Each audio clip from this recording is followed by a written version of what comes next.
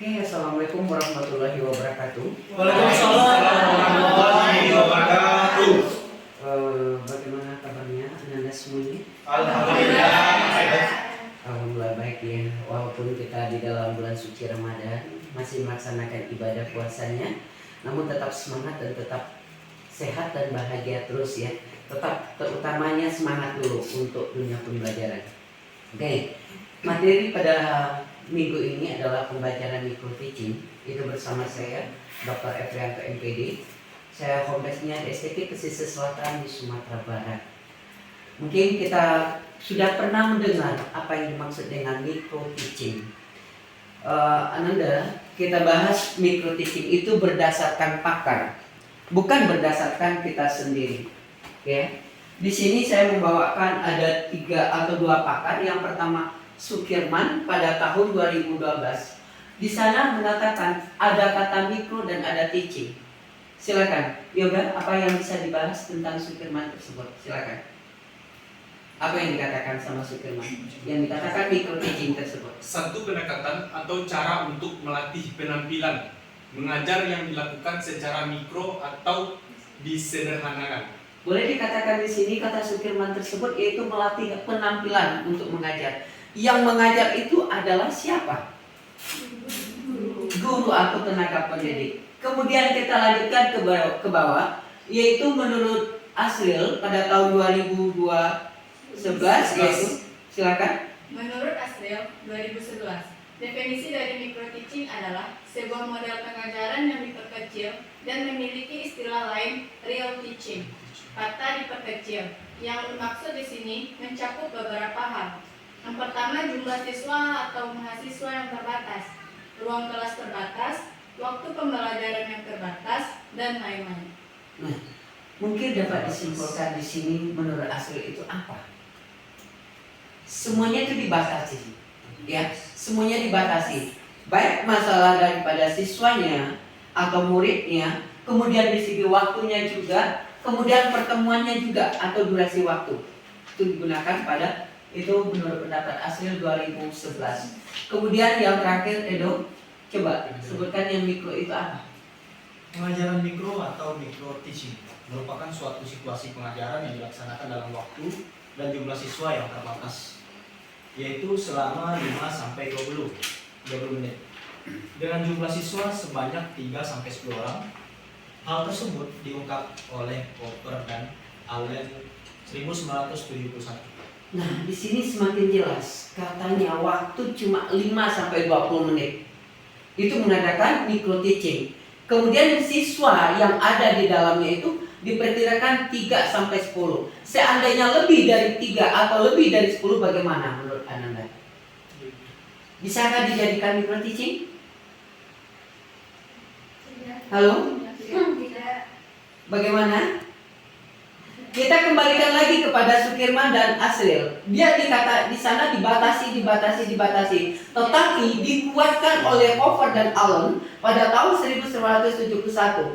Lebih dari 10 orang itu bisa dijadikan mikro? Tidak. Oke, terima kasih.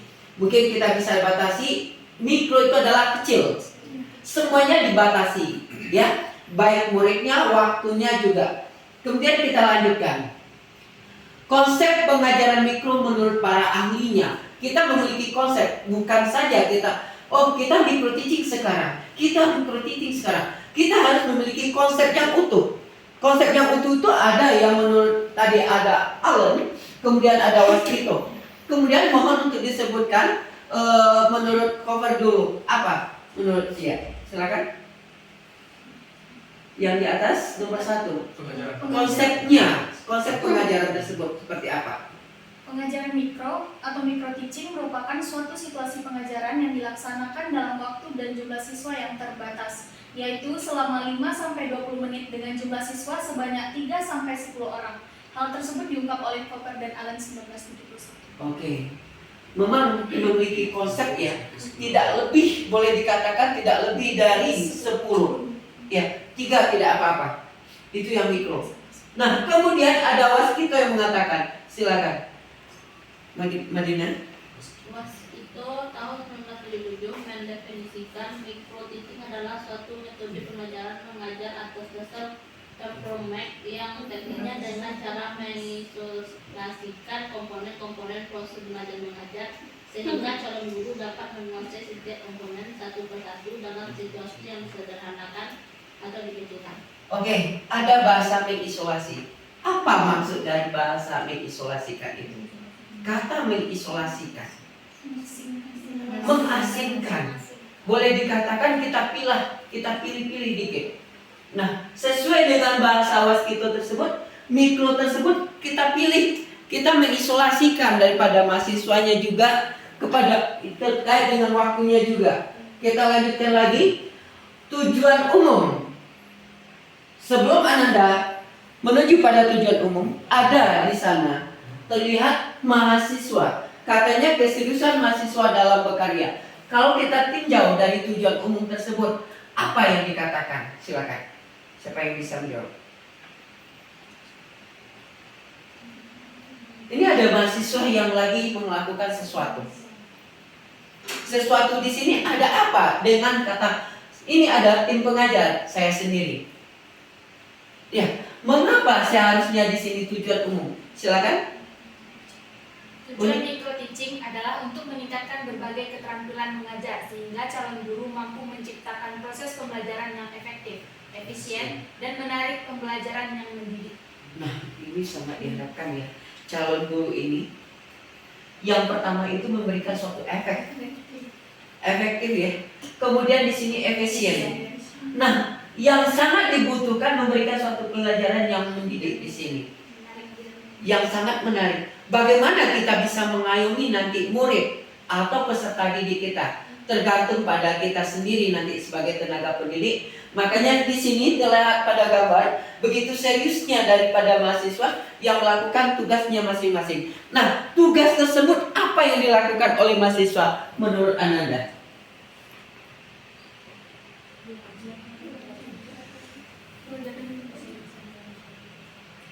Oke, kita tinjau pada slide berikutnya. Di sini ada tujuan khusus daripada pembelajaran mikro teaching tersebut. Silakan. 1. Calon guru mampu menganalisis tingkah laku pembelajaran kawannya dan dirinya sendiri. Apa maksudnya? Menganalisis tingkah laku pembelajaran kawannya dan dirinya sendiri sebagai tenaga pendidik. Apa maksudnya? Mampu mengetahui bagaimana trik yang dipelajari oleh temannya, baik temannya maupun dirinya sendiri. Oke, jadi kita harus menyadari dulu. Kita harus tahu bagaimana. Ternyata kalau seandainya pembelajaran dari teman itu sangat menarik, boleh kita tiru. Model pembelajaran kita bisa ambil. Kemudian yang kedua, silakan, Elvi. Yang kedua yaitu calon guru mampu melaksanakan berbagai jenis keterampilan dalam proses pembelajaran.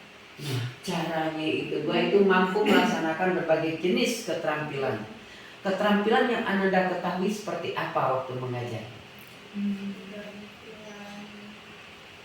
Keterampilan di sini mungkin berkaitan dengan media pembelajarannya, Pak. Oke, media pembelajarannya seperti apa, Uni? Contoh dalam pembelajaran geografi contohnya dari Oke. sendiri, tentu dalam media pembelajarannya dibutuhkan peta atau globenya, Pak. Iya, berarti kita harus gurunya yang lebih kreatif ya. Tetapi guru tersebut bukan dia yang sebagai untuk boleh dikatakan sumbernya, tetapi nanti mahasiswa atau peserta didiknya. Kemudian yang ketiga, silakan Bila.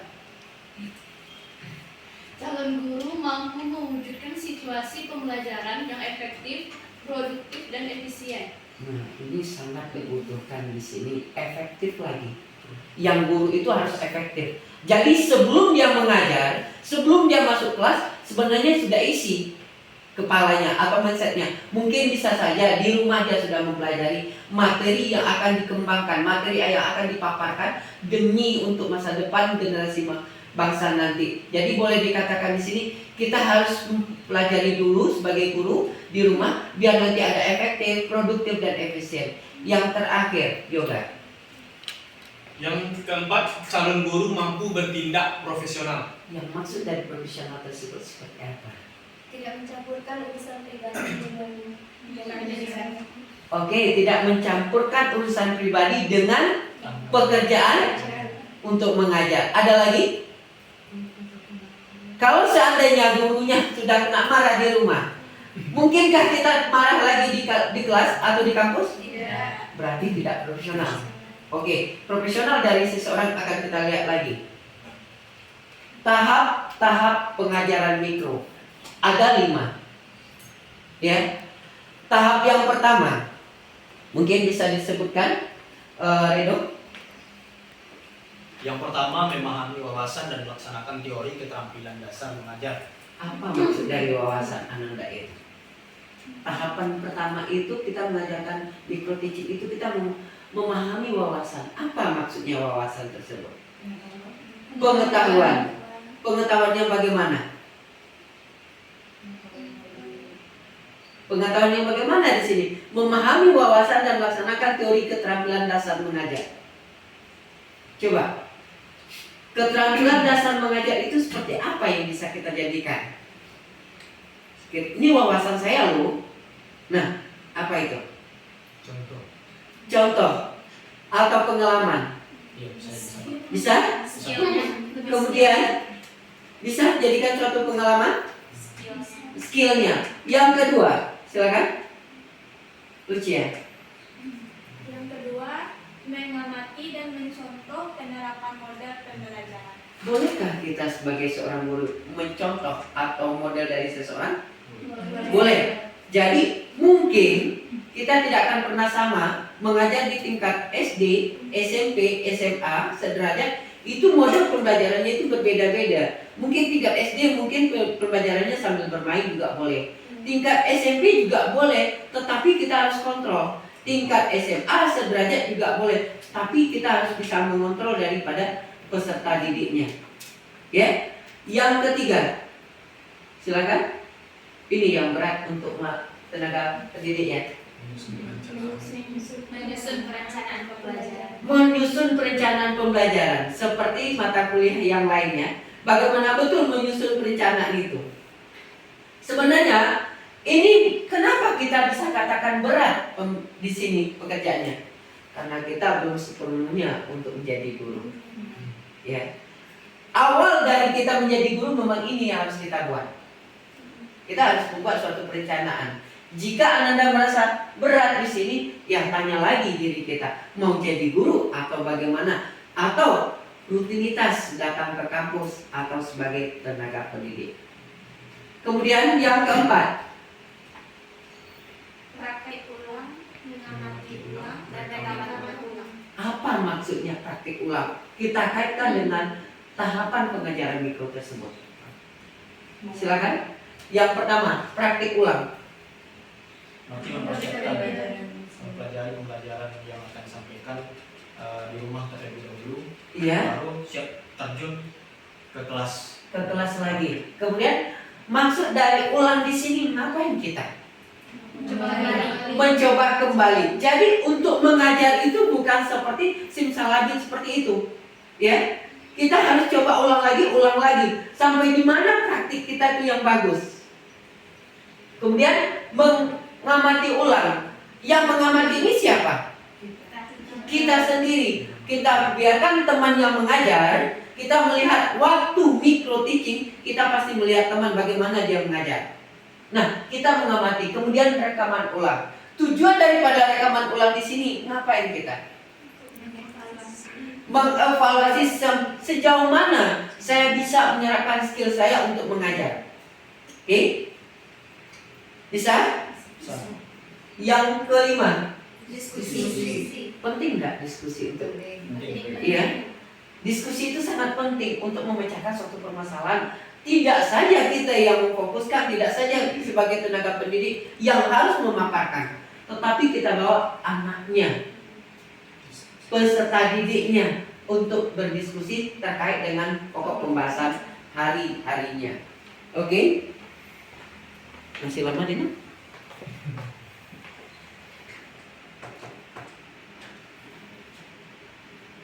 Selanjutnya, di sini ada kompetensi guru. Mohon untuk bisa dibacakan. Di sini ada 4 kompetensi yang harus Anda miliki untuk terjun PL nanti. Ya, untuk terjun PL ke sekolah, Ananda harus memiliki 4 kompetensi. Yang pertama, silakan dibacakan, Unik. Kompetensi profesional. Yang pertama itu kompetensi profesional. Kompetensi profesional adalah kemampuan penguasaan materi pembelajaran secara luas dan mendalam. Maksud secara luas dan mendalam itu seperti apa? Lebih detail. Lebih detail lagi. Menguasai seluruh materi. Menguasai Materinya. materi lebih luas dan lebih dalam lagi, sehingga waktu mengajar nanti tidak merasa kikuk lagi. Waktu mengajar nanti tidak merasa, oh materi saya sampai di mana ya? Ya. Oke. Kemudian yang kedua, silakan. Kompetensi pedagogik adalah kemampuan pengelola pembelajaran peserta didik. Ya. Yang ketiga, Kompetensi kepribadian. Kompetensi kepribadian adalah kemampuan kepribadian yang mantap, berakhlak mulia, arif, dan berwibawa serta menjadi teladan peserta didik. siapa yang bisa menjelaskan kepribadian ini sangat penting untuk tenaga pengajar atau guru nanti ataupun dosen? Siapa yang bisa menganalisa yang kompetensi kepribadian tersebut? Ada beberapa poin di sana.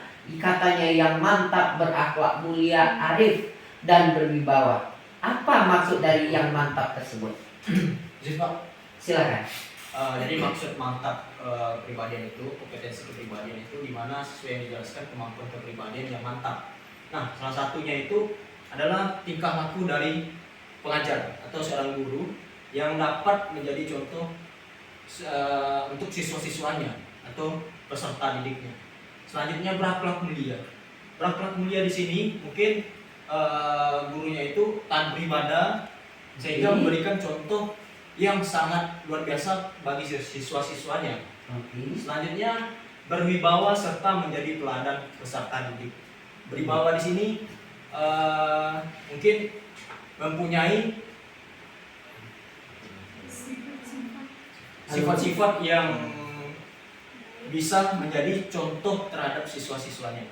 Ya, berwibawa di sini dalam arti kata terkait dengan pakaian kah? Iya.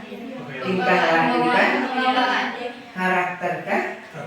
Karakter daripada tenaga pendidik. Kemudian di sini ada arifnya tenaga pendidik tersebut.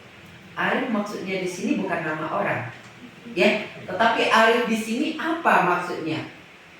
Kalau seandainya ruang kita ini penuh, mungkin enggak kita bisa mengajar di ruang lepas? Bisa? Berarti tenaga pendidiknya arif? Iya. Atau bisa membaca situasi. Ini yang dikatakan arif. Kemudian yang keempat, Putri, silakan. Kompetensi sosial adalah kemampuan guru untuk berkomunikasi dan berinteraksi secara efektif dan efisien dengan peserta didik, sesama guru, orang tua atau wali peserta didik, dan masyarakat sekitar.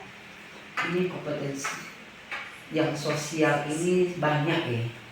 Bukan saja di lokasi kampus, tetapi masuk pada orang tua wali.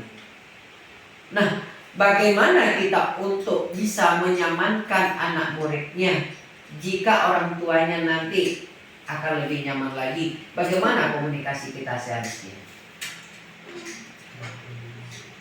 Semua itu akan bersumber pada komunikasi yang dikatakan sosial ini. Bagaimana komunikasi kita? Kita memiliki, kan kita udah jadi guru itu. Apakah kita harus jaga komunikasi kita dengan wali murid atau yang lain-lainnya, atau memang kita buatkan suatu gap sehingga nanti orang tuh menganggap kita nih, oh ya dia tuh tenaga pendidik. Haruskah seperti itu untuk bersosialisasi? Kita harus bagaimana? Kita sebagai tenaga pendidik atau dosen atau guru, kita harus bagaimana untuk masyarakat? Harus bagaimana kita?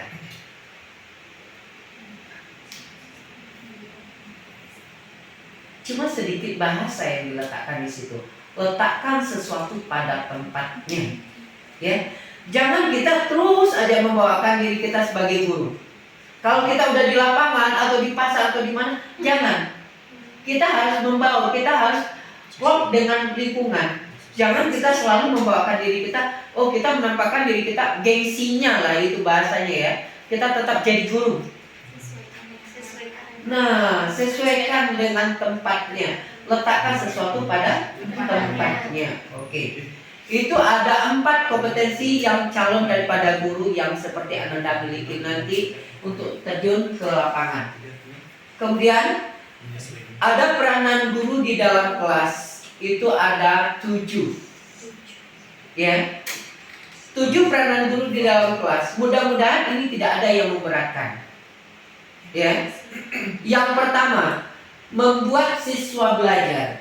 Maksud daripada membuat siswa belajar di sini apa?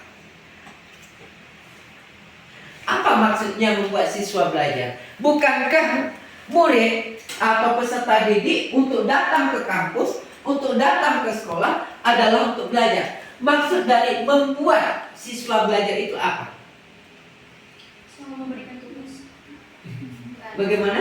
Kadang kan ada guru yang cara penyampaian itu membuat siswa menjadi bosan gitu Pak. Oh, bosan ya. Jadi di sini guru harus bisa menarik perhatian murid agar dia tertarik untuk belajar mengikuti pembelajaran yang kita jalankan. Oke, bisa saya simpulkan di sini berarti gurunya itu harus kreatif, gurunya harus membuat model yang unik dan menarik bagi peserta didiknya. Yang kedua, kita sebagai guru itu ada dikatakan sebagai apa? Oh, Sebagai fasilitator. sebagai fasilitator. Apa maksudnya dari guru itu sebagai fasilitator di sini? Untuk mengarahkan, untuk memberikan suatu jembatan. Jadi anak muridlah yang mengkaji ulang, mendalami suatu ilmu tersebut. Tetapi yang sebagai fasilitator jangan lepas dari konteks yang akan diinginkan. Yang ketiga, ya kan? Pengelola kelas. Ya, maksudnya pengelola kelas ini yang mikronya harus bagaimana nih? Bisa menguasai kelas. Nah, hati-hati ya. Seandainya Ananda nanti terjun ke lapangan tidak bisa menguasai kelas, nah di sini munculnya nanti atau awalnya nanti Ananda akan diperolok-olokkan oleh peserta didik, sehingga nanti guru yang PL bisa dibuat menangis, ya. Guru yang PL nanti akan dapat gelar terkininya atau gelar terbarunya. Oke, di sini harus hati-hati yang ketiga ini. Kemudian yang keempat, Organisator. sebagai organisator. Yang kelima, Motivator. nah kita tuh sebagai guru kita harus bisa memberi suatu motivasi biar anak kita itu mau betul-betul untuk belajar. Ya, jangan nanti separuh kita memberikan suatu motivasi akhirnya anak-anak ini mau pintar tidak pintar terserah. Bagaimana kita mendidik ini adalah tanggung jawab kita. Yang keenam, memberikan suatu klarifikasi atau klarifikator. Kemudian adalah evaluator atau evaluasi lagi, baik untuk muridnya maupun diri kita sendiri sebagai tenaga pendidik. Sejauh ini ada pertanyaan? Dari beberapa slide yang telah ditampilkan, adakah pertanyaan baik dari peranan guru di dalam kelas? Izin bertanya Pak. Silakan. Bagaimana tuh Pak penjelasan dengan peranan guru di dalam kelas itu sebagai organisator ini Pak? Siapa yang bisa menjawab? Organisator itu berasal dari kata apa? Organisasi. Nah, bagaimana? Siapa yang bisa menjawab?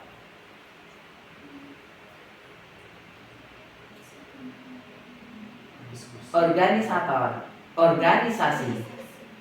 Bagaimana peran guru di dalam kelas tersebut terhadap muridnya, terhadap mahasiswanya? Bagaimana tenaga pendidik tersebut untuk bisa dia mengorganisasikan suatu pembelajaran? Organisasi itu seperti apa? Kayak menyusun tata tertib, Menyusun tata kalender tertib. akademik. Oke, bisa ya. Jadi kita bisa memberikan suatu fasilitas atau memberikan suatu jembatan kepada murid. Kita ajak muridnya atau peserta didiknya untuk bisa bekerja sama di dalam suatu pembelajaran.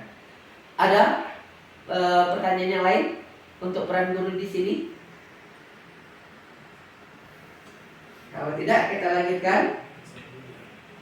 Jenis keterampilan mengajar di sini ada 8. Ananda nanti yang akan tampil untuk PL di sekolah-sekolah, Ananda harus menguasai 8 jenis keterampilan ini. Walaupun keterampilan tersebut merupakan mikro atau kecil, tetapi ini harus kita bawakan yang ke-8 ini. Dengan arti kata untuk menjaga bagaimana kita memang benar-benar dipandang seorang guru, bukan sekedar PL di sekolah. Nah, jenis keterampilan mengajar yang pertama adalah keterampilan bertanya. Ada di dalam kurung, di dalamnya itu ada pertanyaannya, itu bertanya dengan dasar, kemudian ada lanjutan. Jadi, Ananda yang akan bertanya nanti, murid yang akan bertanya nanti kepada temannya, kita harus ajarkan dulu bagaimana dia bertanya secara dasar, kemudian bertanya kelanjutannya atau lanjutan. Nah, jenis keterampilan ini bagaimana? Triknya yang pertama, siapa yang bisa menjawab? Keterampilan bertanya. Apakah dia perlu dengan ada bahasa santun di sini atau langsung menjas dari seseorang? Jika seseorang itu bertanya harus bagaimana? Izin Pak. Izin dulu, ya, izin dulu bertanya, kemudian baru kita lanjutkan pertanyaannya itu secara dasar, yaitu secara ringan. Dalam arti kata di sini, mungkin pertanyaannya itu jangan terlalu begitu dalam. Kita ambil aja dulu pertanyaannya ringan, yang dasar aja dulu. Kemudian setelah dijawab nanti oleh pemakalah atau pemateri, baru kita lanjutkan lagi jika kita kurang paham. Ini Anda harus ada memiliki keterampilan bertanya. Kedua, keterampilan memberikan penguatan. Perlukah kita memberikan suatu penguatan pada murid? Dalam arti kata tujuannya apa? Meyakinkan. Kemudian bagaimana?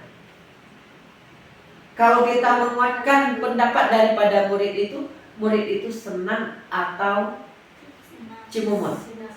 Senang ya, kita kuatkan lagi. Kemudian akan kita kuatkan lagi apabila pendapat daripada murid tersebut ada ahli yang mengatakan, nanti kita kuatkan. Menurut ahlinya nanti Ananda katakan seperti ini. Akan lebih kuat lagi dia nanti. Yang ketiga, silakan Cia. Keterampilan mengadakan variasi. Nah, apa maksudnya keterampilan mengadakan variasi ini? Sepertinya awalnya kita menjelaskan materi yang akan dipaparkan.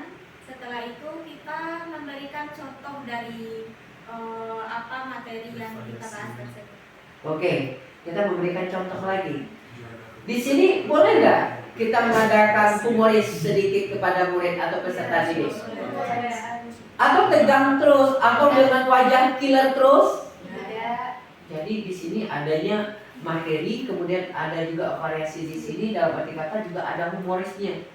Jangan nanti Ananda itu selalu dengan fokus aja dengan pembelajarannya sehingga tegang, jadi muridnya bosan. Akhirnya muridnya nggak usah belajar dengan bapak itu, nggak usah belajar dengan ibu itu, karena dia begitu fokus, dia tidak ada humorisnya. Apa salahnya kita berbagi? Ya. Yang keempat, silakan dilanjutkan. Siapa? Keterampilan menjelaskan. Ya, keterampilan menjelaskan. Di sini dalam arti kata Anda yang jadi guru harus menjelaskan materi-materi. Yang kelima, keterampilan membuka dan menutup pembelajaran. Ini sangat penting untuk guru. Kenapa? Kalau membuka dan menutup itu harus adakan dalam suatu pembelajaran. Kita kebut dikit ya. Keterampilan memimpin diskusi kelompok kecil juga ada di sini. Kemudian mengelola kelas juga itu sangat penting. Keterampilan belajar kelompok kecil juga penting di sini. Dalam arti kata, Anda akan lebih tahu dengan jenis 8 keterampilan sebagai guru. Kemudian di sini ada, saya akan bertanya di sini. Yang poin 1 itu mahasiswa membuat puisi setelah pemaparan materi puisi. Berarti saya memberikan suatu pemaparan dulu, ya. Kemudian yang kedua juga adanya keseriusan mahasiswa dalam berkarya. 3, menciptakan puisi. Yang terakhir adalah membacakan hasil karyanya. Di sini kenapa harus ada seperti ini? Dari pemaparan di awal, kita memberikan suatu proyek atau tugas kepada murid atau tenaga peserta didiknya. Kemudian, apa yang bisa dapat disimpulkan dari micro teaching yang Ananda alami tadi? Kita harus bagaimana seorang guru itu? Dapat disimpulkan seperti apa kita jadi guru itu? Halo, yang kata mikro tadi bagaimana? Silakan. Seseorang yang jadi guru itu harus memiliki keterampilan, keprofesionalan dalam mengajar di suatu kelas sehingga kelas tersebut memiliki suasana yang baik. Oke, suasana yang kondusif ya. Ada lagi pendapat yang lain yang bisa disimpulkan? Ada? Apa yang bisa kita simpulkan? Apa yang bisa kita simpulkan dari micro teaching tadi? Di micro teaching ini kita juga diajarkan bagaimana cara menguasai kelas, mengatur kelas dan menguasai kelas, mengatur kelas dan sebagainya. Bagaimana pembelajaran itu tidak monoton di satu titik saja. Oke. Jadi guru itu harus bisa menguasai kelas ya untuk ber-PL nanti yang micro teaching ini harus bisa. Ada pertanyaan lagi dari pokok pembahasan yang kita berikan dari tadi. Walaupun bulan suci Ramadan ya, tetap semangat, kuat dan punya energi terus. Oke? Oke, Pak. Oke. Saya kiri, mungkin tidak ada pertanyaan. Mungkin untuk minggu depan kita ada tugas-tugas berikutnya. Ananda persiapkan diri untuk pokok pembahasannya. Saya kiri, assalamualaikum warahmatullahi wabarakatuh. Waalaikumsalam warahmatullahi wabarakatuh.